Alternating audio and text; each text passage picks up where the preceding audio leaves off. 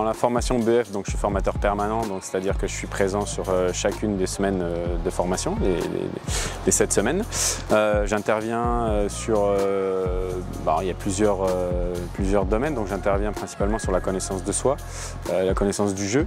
On est souvent en doublette sur les différents cours, sur les différentes thématiques. Voilà. Et puis dans ce cadre-là, j'ai également le suivi de 6 stagiaires. Il y en a 24 en tout, donc on a 6 stagiaires à suivre, dont Folco aujourd'hui, à la fois sur les semaines de formation, où en ce moment on est proche d'eux et on échange avec eux sur leurs problématiques, et à la fois comme aujourd'hui en club, où on va les visiter dans le cadre, puisque je suis maître de stage dans ce cadre-là, où on va les visiter pour avoir un suivi, je dirais, en immersion, quoi. Le plan de la visite, c'est d'arriver et de rencontrer un représentant du club, quel qu'il soit. Ça peut être le président, ça peut être un de ses représentants ou un responsable technique, on va dire, sportif. Le tuteur du stagiaire, le stagiaire bien sûr, et puis moi-même, donc le maître de stage. Donc une petite rencontre à 4. L'idée, c'est d'avoir un temps d'échange sur la formation, sur les différents dossiers que le stagiaire doit remplir et doit effectuer. Et ensuite, de profiter d'être présent pour basculer sur une séance terrain, comme on l'a fait là, pour pouvoir évaluer une première séquence, puisque le tuteur aura 5 évaluations à fournir, 4 sur des séances d'entraînement, 1 sur un match. Et moi, dans ce cadre-là, je viens une première fois en début de saison et je reviendrai une deuxième fois en fin d'année, avec des moments d'échange plutôt en distanciel, là pour le coup, en visio. On appelle ça des intercessions, où on va être réunis avec mes 6 stagiaires, les 6 tuteurs, et on va échanger sur leurs problématiques de club. L'idée, c'est d'avoir un petit peu, de faire émerger des choses que les uns et les autres font, et voilà, qu'ils soient dans un échange au niveau des pratiques, quoi. Coordonner. À votre âge, on doit commencer à se détacher, à détacher son regard du ballon, d'accord? Et à regarder son coéquipier, communiquer à fond et surtout faire des choses coordonnées. Alors je pense, comme tout le monde, je voulais être footballeur pro.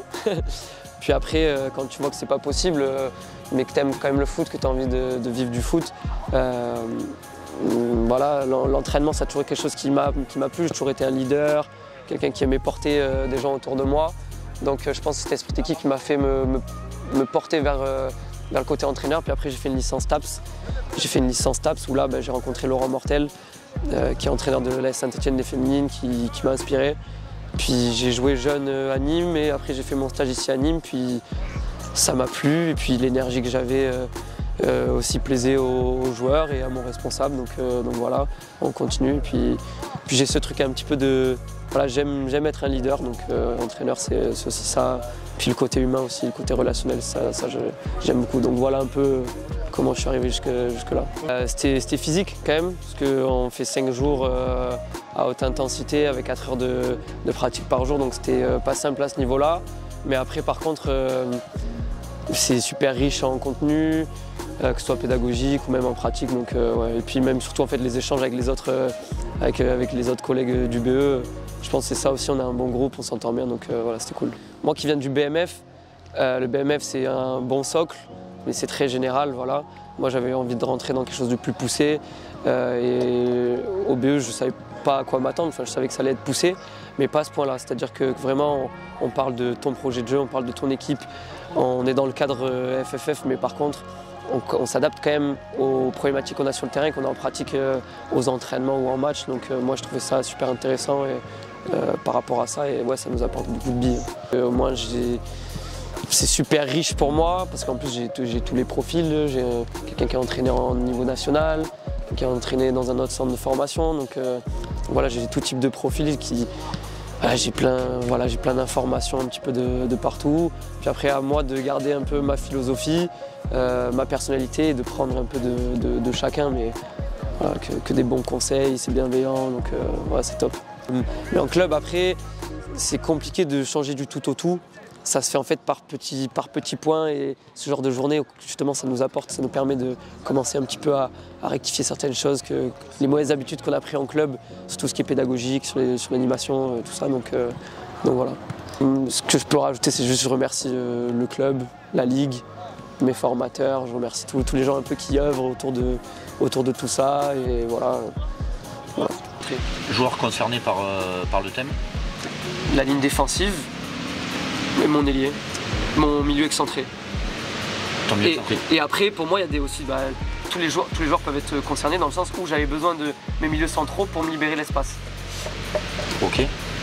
Folco, j'ai un rôle de tutorat un petit peu particulier parce que je suis aussi au club et je suis sur l'équipe avec lui. Parce que voilà, il est jeune, c'est une équipe U15 avec des objectifs qui sont fixés par le club. Donc l'idée, c'est de l'accompagner de façon permanente sur son passage de BEF pour aussi le soulager de toute la relation avec les parents. Voilà, parce qu'à cet âge-là, c'est important. Donc voilà, lui, il faut qu'il soit centré sur le football et sur la mise en place de ces séances technico-tactiques. Voilà, on échange, on discute. Je peux lui faire part à certains moments de mon expérience, tout en le laissant faire ses erreurs, parce que c'est ce qui va lui permettre d'apprendre, de se rendre compte de ce qui fonctionne, ce qui ne fonctionne pas, et d'être plus efficient sur le terrain. C'est très important pour nous parce que l'objectif c'est d'avoir sur toutes les catégories des éducateurs diplômés qui sont là pour développer leurs compétences, donc jeunes ou moins jeunes, hein, mais qui sont là pour développer leurs compétences et apporter aux enfants l'évolution et la modernité du football parce que c'est en perpétuelle évolution. Donc voilà, se tenir au fait de ce qui se passe et se former pour pouvoir le mettre en pratique sur les séances. Mon cerveau il a fait tilt à un moment donné où Alex il a voulu faire une talonnade. Parce qu'à l'opposition il y avait ta derrière lui. Donc il a perdu le ballon, il a pris un break. Ouais. Donc du coup tu t'es dit ouais mais en fait à plat, sans opposition, l'extérieur pied droit ou la mauvaise orientation gênait pas parce qu'il n'y avait pas l'opposition. Et dès qu'il y a eu l'opposition, ton ciel.